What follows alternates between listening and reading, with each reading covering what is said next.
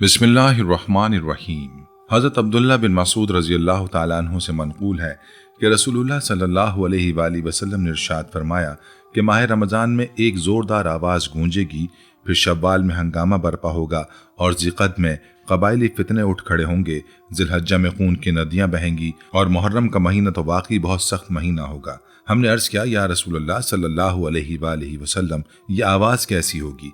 आप अलैहिस्सलातु वस्सलाम ने फरमाया, निस्फ़ रमज़ानुल मुबारक में जुमे की रात को एक धमाकेदार आवाज़ आएगी जो सोए हुओं को जगा देगी, खड़े लोगों को बैठा देगी, शरीफ ज़ादियाँ अपने घरों से बाहर निकल आएंगी। उस बरस ज़लज़ले बकसरत आएंगे। जब तुम जुमे के रोज़ फजर की नमाज अदा कर लो तो अपने घर में दाखिल हो जाना, दरवाजे और खिड़कियाँ बंद कर लेना, अपनी चादरें ओढ़ लेना, अपने कान बंद कर लेना, और जब तुम्हें उस आवाज़ का एहसास हो तो अल्लाह ताला के हुजूर सजदे में गिर जाना और ये पढ़ना, ऐ पाक ज़ात जो तमाम उयूब से पाक है, ऐ हमारे परवरदिगार जो हर नुक्स से मुनज़्ज़ा है, ये जो अमल करेगा वो निजात पाएगा और जो ऐसा नहीं करेगा वो हलाक हो जाएगा। मौजूदा साल यानी 2026 में क़यामत की अलामात से मुताल्लिक बहुत सारी बातें गर्दिश कर रही हैं। कयास किया जा रहा है कि शायद इस साल का रमज़ान वो रमज़ान हो जिसमें ये वाक़यात रूनुमा हों। आज हम इस मौजू पर बात करेंगे और आपको क़यामत से मुताल्लिक अहादीस और दीगर रवायात बताएंगे कि क़यामत की कौन सी निशानियाँ हकीकी हैं और दुनिया पर ज़ाहिर हो चुकी हैं। मुकम्मल मालूमात के लिए हमारी वीडियो आखिर तक ज़रूर देखिएगा। नाज़रीन, शायद आप नहीं जानते कि रसूल अकरम सल्लल्लाहु अलैहि वसल्लम की दुनिया में तशरीफ़ आवरी भी क़यामत की एक अजीम निशानी है। इसकी दलील ये है कि आप अलैहिस्सलातु वस्सलाम की बैसत क़यामत की अलामत में से एक है और क़ुर्ब क़यामत की दलील है। आप अलैहिस्सलातु वस्सलाम ने बहैसियत ख़ातमुन नबिय्यीन इस बात की खबर दी है। इस पर नबी अलैहिस्सलातु वस्सलाम से वारिद मुताद्दिद सही अहादीस दलालत करती हैं। हज़रत सहल बिन सआद रज़ियल्लाहु अन्हु से रिवायत है कि रसूलुल्लाह सल्लल्लाहु अलैहि वसल्लम ने फरमाया, मैं और क़यामत इस तरह भेजे गए हैं। आप अलैहिस्सलातु वस्सलाम ने अपनी शहादत की उंगली के साथ इशारा फरमाया। इमाम कुर्तुबी रहमहुल्लाह क़यामत की अलामात बयान करते हुए फरमाते हैं कि पहली अलामत खुद नबी अलैहिस्सलातु वस्सलाम की ज़ाते गिरामी है, क्योंकि आप अलैहिस्सलातु वस्सलाम आखिरी नबी हैं और आप अलैहिस्सलातु वस्सलाम के बाद क़यामत तक कोई नबी नहीं आएगा। सूरह क़मर में अल्लाह ताला का इरशाद है कि क़यामत करीब आ गई और चांद दो टुकड़े हो गया। ये लोग अगर कोई मौज़ा देखते हैं तो मुंह फेर लेते हैं और कहते हैं कि ये तो पुराना जादू है। हाफिज इब्न कसीर रहमहुल्लाह इस आयत की तफसीर में फरमाते हैं, बिलाशुबा रसूलुल्लाह सल्लल्लाहु अलैहि वसल्लम के ज़माने में यह वाक़या पेश आया था, जैसा कि सही अहादीस में वारिद हुआ है। इस अमर पर उलमा का इत्तफ़ाक़ है कि चांद का दो टुकड़े होना नबी अलैहिस्सलातु वस्सलाम के दौर में हुआ और यह आप अलैहिस्सलातु वस्सलाम के नुमाया मौजज़ात में से एक है। सही मुस्लिम में हज़रत अनस रज़ियल्लाहु अन्हु की हदीस नकल हुई है कि अहले मक्का ने आप अलैहिस्सलातु वस्सलाम से मुतालबा किया कि आप उन्हें कोई निशानी दिखाएं, तो आप अलैहिस्सलातु वस्सलाम ने उन्हें चांद के दो टुकड़े होने का मौज़ा दिखाया। बाज़ फ़लसफ़ियों ने चांद के फटने का इनकार किया है। उनकी दलील यह है कि आसमानी अजसाम में ऐसा होना मुमकिन नहीं। यही राय उन्होंने मेराज की रात आसमान के दरवाज़ों के खुलने के बारे में भी दी और इसी तरह क़यामत के दिन सूरज के लपेटे जाने से मुताल्लिक भी। उनका जवाब यह कि अगर वो काफिर हैं तो पहले दीन इस्लाम के सबूत पर बहस करें, और जब मुसलमान बगैर किसी शक व शुबे से कुरान से साबित कर दें कि क़यामत के दिन ऐसा होगा तो ये नबी के मौज़े के तौर पर पहले भी हो सकता है। हज़रत अब्दुल्ला बिन उमर बिन आस रज़ियल्लाहु अन्हु फरमाते हैं कि हम नबी करीम सल्लल्लाहु अलैहि वसल्लम के साथ एक सफ़र में थे कि हमने एक जगह क़याम किया। हम में से कुछ लोग ऊँट लेकर चरागाह में गए थे कि अचानक अल्लाह के रसूल अलैहिस्सलातु वस्सलाम ने ऐलान किया कि नमाज के लिए जमा हो जाओ। हम नबी अलैहिस्सलातु वस्सलाम के पास जमा हुए तो आप अलैहिस्सलातु वस्सलाम ने फरमाया कि मुझसे पहले भी नबी गुजरे जिन पर वाजिब था कि अपनी उम्मत को भलाई की तरफ रहनुमाई करें और बुराई से रोकें। इस उम्मत की आफियत इसकी इब्तिदा में रखी गई है और इसके आखिर में लोग आजमाइशों और नापसंदीदा उमूर का सामना करेंगे। कोई फितना आएगा तो उसका बाज़ हिस्से को मामूली बना देगा, फिर फितना आएगा तो मोमिन कहेगा ये मुझे हलाक कर देगा। जब वो गुजर जाएगा तो मोमिन कहेगा यही मेरी हलाकत का बाइस था। जो शख्स चाहता है कि वो जहन्नुम से बच जाए और जन्नत में दाखिल हो तो उसकी मौत उस हाल में आनी चाहिए कि वो अल्लाह और यौम आखिरत पर ईमान रखता हो और लोगों से वैसा ही सलूक करे जैसी तवक्को वो अपने लिए रखता है। नाज़रीन, क़ुर्ब क़यामत में झूठे दज्जाल भी कसीर तादाद में निकलेंगे। रिवायत में कि क़यामत की अलामात में से ये भी है कि रसूलुल्लाह सल्लल्लाहु अलैहि वसल्लम ने खबर दी है कि उनकी तादाद 30 के करीब है। आप अलैहिस्सलातु वस्सलाम ने फरमाया, क़यामत कायम नहीं होगी यहाँ तक कि 30 के करीब झूठे दज्जाल निकलेंगे اور ان میں سے ہر ایک یہ دعویٰ کرے گا کہ وہ اللہ کا رسول ہے۔ یہ نشانی ثابت ہو چکی ہے اور یہ قیامت کی علامات میں سے ہے۔ دجال اعظم کے ظہور تک ابھی اور دجال ظاہر ہوں گے۔ ہم دجال کے فتنے سے پناہ مانگتے ہیں۔ ایک اور روایت میں آتا ہے کہ نبی علیہ الصلوۃ والسلام نے ایک دن خطبہ دیا اور فرمایا کہ بلا شبہ اللہ کی قسم قیامت قائم نہیں ہوگی یہاں تک کہ 30 جھوٹے دجال نکلیں گے اور ان میں سے آخری جھوٹا کانا دجال ہوگا۔ حضرت ثوبان رضی اللہ عنہ سے روایت ہے کہ اللہ کے رسول علیہ الصلوۃ والسلام نے فرمایا کہ قیامت قائم نہیں ہوگی یہاں تک کہ میری امت کے کچھ قبائل مشرکین سے مل جائیں گے اور وہ بتوں کی پوجا کریں گے۔ بلا شبہ میری امت میں 30 جھوٹے ہوں گے اور ان میں سے ہر ایک یہ سمجھے گا کہ وہ نبی ہے، حالانکہ میں خاتم النبیین ہوں اور میرے بعد کوئی نبی نہیں ہے۔ ناظرین، ماضی میں ان لوگوں کی بڑی تعداد ظاہر ہو چکی ہے۔ نبی کریم صلی اللہ علیہ وآلہ وسلم کی آخری حیات میں اسود عنسا نے یمن میں دعوی نبوت کیا۔ اس لحاظ سے اسلام میں اللہ کے رسول کے دور میں پہلا ارتداد ہے۔ اسود عنسی کے جنگجو ساتھی بھی جمع ہو گئے اور وہ یمن کے تمام حصوں پر قابض ہو گئے۔ اس کے بعد آپ علیہ الصلوۃ والسلام کو اس واقعے کا علم ہوا تو آپ علیہ الصلوۃ والسلام نے وہاں مسلمانوں کی طرف پیغام بھیجا جس میں آپ انہیں دشمنوں کے سامنے کھڑے ہونے اور ان سے لڑائی کرنے پر ابھار رہے تھے۔ مسلمانوں نے اس پر لبیک کہا اور اسی جگہ اسود کی بیوی کے تعاون سے اسے قتل کیا۔ اسود کے قتل ہونے سے اسلام اور اہل اسلام کو غلبہ حاصل ہوا اور انہوں نے نبی کریم صلی اللہ علیہ وآلہ وسلم کو اس بارے میں خط لکھا۔ اسی رات آسمان سے بھی آپ کو خبر آ گئی تو آپ نے اپنے صحابہ کو اس جھوٹے نبی کے ظہور سے لے کر اس کے قتل تک کی خبر دی۔ ان جھوٹے مدیان نبوت میں سے طلیحہ بن خویلد اسدی ہے جو 9 ہجری میں بنو اسد کے وفد میں نبی علیہ الصلوۃ والسلام کی حیات میں نبوت کا دعویٰ کر گیا۔ زرار بن ازور بن بنو اسد پر عامل تھے۔ انہوں نے لوگوں کو مرتدین کے خلاف کھڑے ہونے کا حکم دیا، لہذا طلیحہ کی قوت کمزور ہو گئی، اس کا مقابلہ نہ رہا۔ اس پر تلوار چلائی گئی لیکن تلوار نے اس پر کوئی اثر نہیں کیا تو لوگوں کے درمیان اس حیثیت سے مشہور ہوا کہ تلوار اس پر اثر نہیں کرتی، لہذا اس کی جماعت زیادہ ہو گئی۔ نبی علیہ الصلوۃ والسلام کی وفات ہوئی اور یہ لوگ بھی اسی روش پر قائم رہے۔ جب حضرت ابوبکر صدیق رضی اللہ تعالی عنہ نے امر خلافت سنبھالا تو خالد بن ولید رضی اللہ عنہ کی قیادت میں اس کی طرف لشکر بھیجا۔ دونوں لشکروں کا ٹکراؤ ہوا اور طلیحہ کا لشکر شکست سے دوچار ہوا۔ وہ اپنی بیوی کے ساتھ ملک شام کی طرف بھاگ گیا، پھر اس کے بعد وہ اسلام لے آیا اور اس کا اسلام بہتر ہو گیا۔ وہ مسلمانوں کے لشکر سے جا ملا اور بڑی جافشانی کے ساتھ اللہ کے راستے میں جہاد کیا۔ ان جھوٹے مدیان نبوت میں سے مسلمہ کذاب بھی ہے جو بنو حنیفیہ کی جماعت کے ساتھ ہجری کے 9ویں سال وفد کے ساتھ نبی علیہ الصلوۃ والسلام کے پاس آیا۔ وفد کے یمامہ جانے کے بعد یہ اللہ کا دشمن مرتد ہوا اور اس کا دعویٰ تھا کہ اس پر وحی آتی ہے۔ سیدنا ابوبکر صدیق رضی اللہ عنہ نے خالد بن ولید، اکرمہ بن ابی جہل اور شرجیل بن حسن رضی اللہ عنہم کی سرپرستی میں لشکر بھیجا تو مسلمہ نے اپنے لشکر کے ساتھ ان کا سامنا کیا۔ اس کے پاس 40,000 جنگجو تھے۔ ان کے درمیان فیصلہ کن مارکا ہوا جس میں مسلمہ اور اس کے لشکر کو شکست ہوئی۔ مسلمہ وحشی بن حرب رضی اللہ عنہ کے ہاتھوں قتل ہوا۔ تابعین اور مابعد کے زمانے میں مختار بن ابی عبید ثقفی کا ظہور ہوا جو اولاً شیعت کے تعارف سے نمایاں ہوا۔ شیعوں کی ایک بہت بڑی جماعت اس سے مل گئی۔ یہ محمد بن حنیفیہ کی امامت کا قائل تھا اور لوگوں کو اس کی طرف دعوت دیتا تھا اور دعویٰ کرتا تھا کہ جبریل علیہ السلام اس پر نازل ہوتے ہیں۔ یہ کوفہ اور اس کے ارد گرد و نواح پر غالب آ گیا۔ اس نے کوفہ میں ہر اس شخص کو قتل کر دیا جس نے میدان کربلا میں سیدنا حسین بن علی رضی اللہ عنہما سے جنگ کی تھی۔ اس کے اور مصعب بن زبیر رضی اللہ عنہ کے درمیان متعدد معرکے ہوئے۔ آخر کار ایک معرکے میں اسے شکست ہوئی اور مصعب کو غلبہ حاصل ہوا۔ نتیجتاً مختار قتل ہو گیا اور مسلمانوں کو اس خبر سے خوشی ملی۔ دوستو، قیامت کی اگلی نشانی یہ ہے کہ لونڈی اپنے مالک کو جنم دے گی اور ننگے پاؤں، ننگے بدن اور بکریوں کے چراہنے والے بلند و بالا عمارتوں پر فخر کریں گے۔ یہ ہیں وہ قیامت کی نشانیاں جن کی رسول اللہ صلی اللہ علیہ وآلہ وسلم نے خبر دی۔ ان میں سے بعض ظاہر بھی ہو چکی ہیں۔ پہلی نشانی لونڈی کا اپنے مالک کو جنم دینا، لوگوں کا بلند و بالا عمارتوں پر فخر کرنا، جھونپڑیوں میں زندگی گزارنے والے اونٹوں اور بکریوں کے چرواہوں کا اپنے گھروں کی تزئین و آرائش میں لگ جانا۔ ناظرین، یہ تمام باتیں جن کی خبر نبی علیہ الصلوۃ والسلام نے دی تھی پوری ہو چکی ہے۔ جیسے کہ حضرت عمر بن خطاب رضی اللہ عنہ کی حدیث سے واضح ہے کہ عبداللہ بن عباس رضی اللہ عنہما کی روایت میں بھی آتا ہے کہ جبریل علیہ السلام نے آپ سے کہا مجھے قیامت کے متعلق بتائیے کب آئے گی؟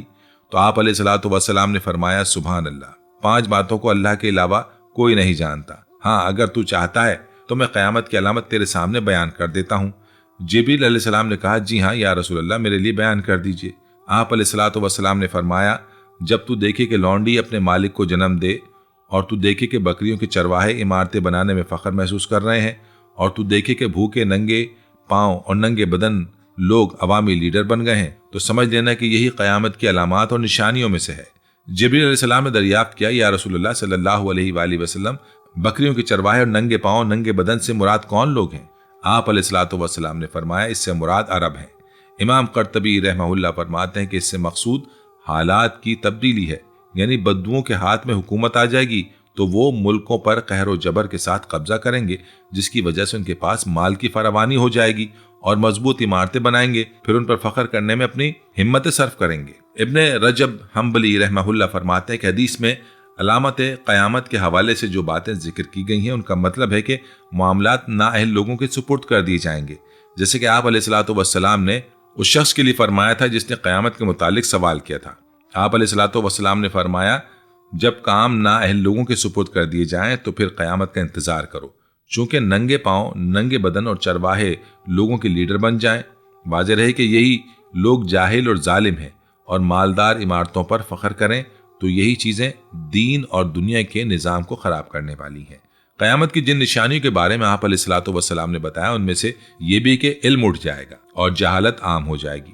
چنانچہ ابو موسیٰ اور عبداللہ بن مسعود رضی اللہ عنہم فرماتے ہیں کہ آپ علیہ الصلوۃ والسلام نے فرمایا، بلا شبہ قیامت سے پہلے چند دن ایسے بھی آئیں گے جن میں علم اٹھ جائے گا، جہالت اتر پڑے گی اور زمین پر قتل و فساد ہوگا۔ سیدنا انس رضی اللہ عنہم سے روایت ہے کہ آپ علیہ الصلوۃ والسلام نے فرمایا، بے شک علم کا اٹھا لیا جانا، جہالت کا عام ہو جانا، شراب کا پیا جانا اور زنا کا عام ہو جانا قیامت کی نشانیوں میں سے ہے۔ حضرت ابو ہریرہ رضی اللہ عنہ فرماتے ہیں کہ آپ علیہ الصلوۃ والسلام نے فرمایا، وہ وقت قریب آ رہا ہے جب اعمال کم ہو جائیں گے، فتنے ظاہر ہوں گے اور قتل و فساد بہت زیادہ ہوگا۔ ابن العربی رحمہ اللہ فرماتے ہیں کہ محققین کا کہنا ہے کہ علم اٹھ جانے سے مراد ہے کہ علم کا وجود دلوں سے مٹ جائے۔ علم ہم میں سے پہلے لوگوں کے پاس تھا، پھر ہمارے سپرد کیا گیا، اب ہمارے اندر علماء کی موت سے علم اٹھ جائے گا۔ بعض علماء کا کہنا ہے کہ علم اٹھ جانے سے مراد بے عملی ہے، چنانچہ لوگ قرآن حفظ کریں گے، ایک آدمی گناہ کا ارتکاب کرے گا اور اس کے گناہوں کی وجہ سے اس کا علم ختم ہو جائے گا۔ ایک آدمی قرآن کی قرأت کرے گا اور اس پر عمل نہیں کرے گا۔ ایک عالم فوت ہوگا اس حال میں کہ اس کے علم سے کسی نے بھی کوئی نفع نہیں اٹھایا ہوگا۔ حافظ ابن حجر رحمہ اللہ فرماتے ہیں کہ یہ بھی کہا گیا کہ نقص علم سے مراد ہے کہ پوری دنیا کو نیسیان لاحق کر دیا جائے، اور یہ بھی کہا گیا کہ نقص علم سے مراد علماء کی موت ہے۔ چنانچہ جب کوئی عالم فوت ہوگا تو اس کا جانشین پیدا نہیں ہوگا۔ اس طرح جن جگہوں سے علماء اٹھ جائیں گے وہاں سے علم بھی اٹھا لیا جائے گا۔ رفع علم اور کثرت جہل کے بارے میں جتنی احادیث بھی آئی ہیں ان سے مراد ہے کہ علماء کرام فوت ہو جائیں، صرف جاہل لوگ رہ جائیں گے، لوگ انہیں لیڈر بنائیں گے اور خود بھی گمراہ ہوں گے اور وہ دوسروں کو بھی گمراہ کریں گے۔ عبداللہ بن عمرو بن عاص رضی اللہ عنہما فرماتے ہیں کہ میں نے رسول اللہ صلی اللہ علیہ وآلہ وسلم کو فرماتے ہوئے سنا کہ بے شک اللہ تعالیٰ علم کو راتوں رات نہیں اٹھائے گا، بلکہ وہ علماء کو قبض کرنے کے ساتھ علم اٹھائے گا۔ روئے زمین پر کوئی بھی عالم نہیں رہے گا تو لوگ جاہل لوگوں کو اپنا لیڈر بنائیں گے، ان سے سوالات کریں گے، وہ بغیر علم کے فتوے دیں گے، چنانچہ وہ خود بھی گمراہ ہوں گے اور انہیں بھی گمراہ کر دیں گے۔ امام ابو عبیدہ رحمہ اللہ فرماتے ہیں کہ جب قرآنی آیت نازل ہوئی تو علم والے ختم ہو جائیں، نازل ہوئی کہ علم والے ختم ہو جائیں گے تو ہم آپ سے زیادہ سوال کرنا پسند نہیں کرتے تھے اور بچنے کی کوشش کرتے تھے۔ فرماتے ہیں کہ ایک دفعہ ہمارے پاس ایک دیہاتی آیا، ہم نے اسے ایک چادر رشوت میں دی، اس نے پگڑ باندھ دی، میں نے اس کی جانب لٹکائے ہوئے پگڑی کے کپڑے کا حاشیہ بھی دیکھا۔ پھر ہم نے اس سے کہا کہ آپ علیہ الصلوۃ والسلام سے سوال کرو، چنانچہ اس نے کہا، اے اللہ کے نبی، علم کیسے اٹھایا جائے گا جبکہ قرآن عورتوں اور بچوں کو بھی سکھلایا گیا ہے؟ آپ علیہ الصلوۃ والسلام نے سر مبارک اٹھاتے ہوئے فرمایا، تیری ماں تجھے گم پائے، کیا یہود و نصارہ ہیں؟ کیا ان کے پاس قرآن کے باوجود ان کے انبیاء جو ساتھ لے کر آئے تھے ان میں سے ایک حرف بھی ان کا تعلق نہیں؟ خبردار، علم چلا جائے گا سے مراد علماء کا چلا جانا ہے۔ امام نووی رحمہ اللہ فرماتے ہیں کہ عبداللہ بن عمرو کی مذکورہ حدیث سے مراد ہے کہ علماء فوت ہو جائیں گے، لوگ جاہلوں کو لیڈر بنائیں گے، وہ جہالت کے ساتھ فیصلے کریں گے، چنانچہ وہ خود بھی گمراہ ہوں گے اور لوگوں کو بھی گمراہ کریں گے۔ آج سے پہلے جو بات کہی تھی وہ ہمارے وقت پر کیسی صادق آ رہی ہے۔ ابن بطال رحمہ اللہ فرماتے ہیں کہ اس حدیث پر مشتمل قیامت کی جتنی علامات بیان کی گئی ہیں وہ سب پوری ہو چکی ہیں، فتنے عام ہو گئے ہیں، قتل و غارت کثرت سے ہونے لگے ہیں۔ سیدنا ابو درداء رضی اللہ عنہ فرماتے ہیں کہ مجھے افسوس ہے کہ علماء جا رہے ہیں اور تمہارے جاہل علم سیکھتے ہی نہیں۔ لوگوں، علم اٹھ جانے سے پہلے سیکھ لو، کیونکہ علم علماء کے چلے جانے سے اٹھ جاتا ہے۔ اس بات کا تو کلی مصداق ہمارے زمانے میں ظاہر ہو گیا ہے، چنانچہ علم صرف تھوڑے سے لوگوں کے پاس باقی رہ گیا ہے۔ ناظرین، جہاں تک اس رمضان میں قیامت کے آنے کی خبریں گردش کر رہی ہیں تو اس کے بارے میں آپ کو بتاتے چلیں کہ ایک حدیث یوں بیان کی جاتی ہے۔ حضرت ابو ہریرہ رضی اللہ عنہ سے روایت ہے کہ رسول اللہ صلی اللہ علیہ وآلہ وسلم نے فرمایا، رمضان میں آواز ہوگی اور ذقت میں قبائلی بغاوت ہوگی۔ روایت میں آتا ہے کہ آپ علیہ الصلوۃ والسلام نے فرمایا، رمضان میں ایک آواز سنائی دے گی، شوال میں شور شرابہ ہوگا اور ذقت میں قبائلیوں کی باہمی کشمکش ہوگی۔ اس سال حاجیوں کو لوٹا جائے گا اور منا میں بڑا قتل و خون ہوگا، بہت سے لوگ قتل ہو جائیں گے، وہاں اس وقت خون ریزی ہوگی اور جب وہ جمرہ عقبہ میں ہوں گے۔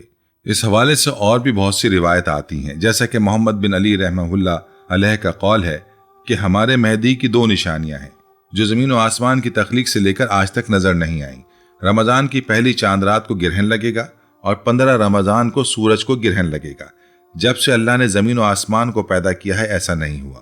یہ بات حقیقت ہے کہ سورج گرہن ہمیشہ چاند کی شروع کی تاریخوں میں ہوتا ہے، جبکہ چاند گرہن ہمیشہ ایام بیض یعنی 15 تاریخ کو ہوتا ہے۔ ناظرین، یہ بھی عجیب اتفاق ہے کہ اکثر رمضان میں دنیا کے اکثر علاقوں میں بشمول حرمین شریفین سمیت جمعے کی 15ویں شب ہو چکی ہے۔ یہ بات بھی اپنی جگہ درست ہے۔ یہ کوئی پہلا موقع نہیں کہ رمضان المبارک میں جمعے کی شب میں 15ویں شب ہو، اور یہ بات بھی ذہن میں رہے کہ کسی بھی ایسے اتفاق کے بارے میں تعین کے ساتھ نہیں کہا جا سکتا کہ یہ وہی رمضان المبارک ہے، جب تک وہ واقعہ ظہور نہ ہو جائے اور آگے آنے والی نشانیاں بھی جو کہ حدیث میں بیان کی گئی ہیں تصدیق نہ کر دیں۔ رمضان المبارک کی نشانیوں سے متعلق گو کہ احادیث ضعیف ہیں، مگر ان کی تعداد کثیر ہے، چونکہ یہ احادیث کسی عقیدے سے متعلق نہیں بلکہ محض تاریخی واقعات سے تعلق رکھتی ہیں، اس لیے ان پر بحث کی جا سکتی ہے۔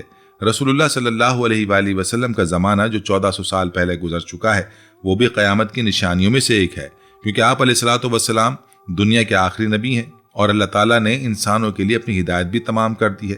رفتہ رفتہ قیامت کی کئی نشانیاں پوری ہو چکی ہیں اور اب تک لا تعداد فتنوں سے اس دنیا کا واسطہ پڑ چکا ہے۔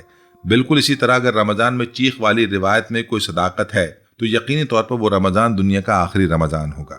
اس لیے حتمی طور پر یہ نہیں کہا جا سکتا کہ وہ رمضان 2026 کا ہی رمضان ہوگا۔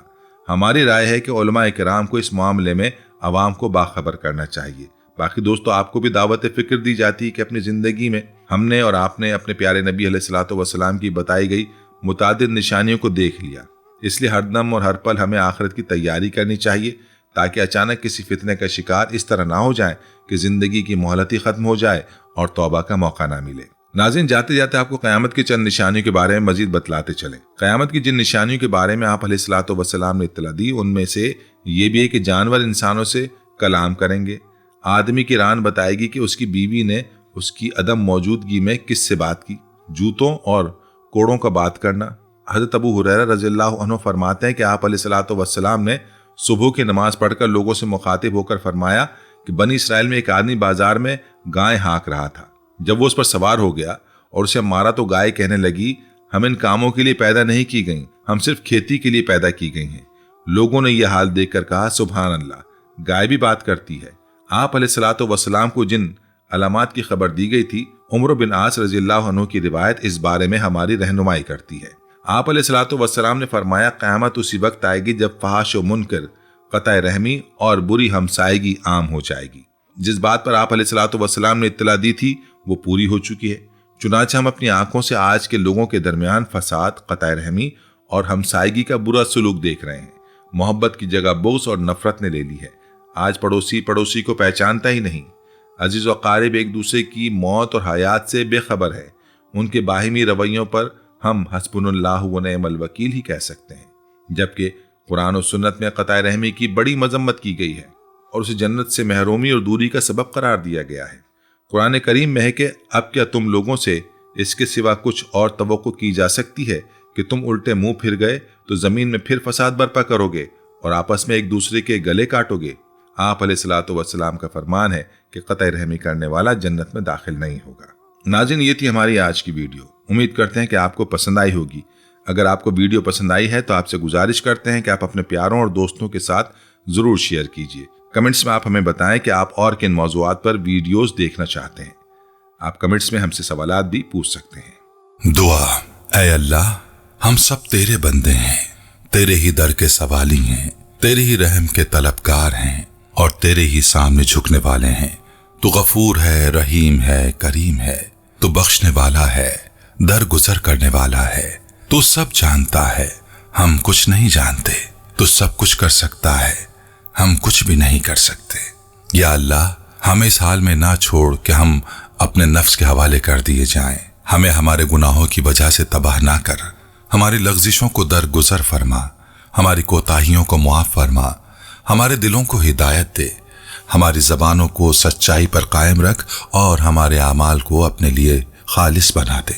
या रब्बुल आलमीन, हम कमज़ोर हैं, हम भूलने वाले हैं, हम बार बार गुनाह करने वाले हैं, मगर तू हर बार मुआफ़ करने वाला है। हमने दुनिया की मोहब्बत में तेरी याद को भुला दिया, मगर ऐ रब, तू हमें मत भूला। हमें अपने जिक्र से जिंदा रख, अपनी इबादत में लगा दे और अपने महबूब सल्लल्लाहु अलैहि वसल्लम की सुन्नत पर अमल करने वाला बना दे। या अरहमुर राहिमीन, हमें वो आंखें अता फरमा जो तेरे खौफ से अश्कबार हों, वो दिल अता फरमा जो तेरी अजमत से कांप उठे, वो ज़बान अता फरमा जो हर वक्त तेरा जिक्र करे और वो जिंदगी अता फरमा जो तेरी रजा में गुजरे। ऐ मालिक यौमिद्दीन, जब हमारे जनाजे उठें तो हमें उन लोगों में शामिल फरमा जिनके लिए फरिश्ते दुआएं करते हों। जब हमें लहद में उतारा जाए तो हमारी तन्हाई को अपनी रहमत से आबाद फरमा। जब हिसाब का वक्त हो तो हमें अपने महबूब सल्लल्लाहु अलैहि वसल्लम की शफाअत फरमा और हमें उनके हौज़े कौसर से पानी नसीब फरमा। ऐ अल्लाह, हमारे माँ बाप को बख्श दे, उनकी कब्र को नूर से भर दे, जिन्होंने हमें पाला, सिखाया, हर तकलीफ बर्दाश्त की। उनकी कुर्बानियों को अपनी बारगाह में कबूल फरमा और हमें उनके लिए सदका जारिया बना दे।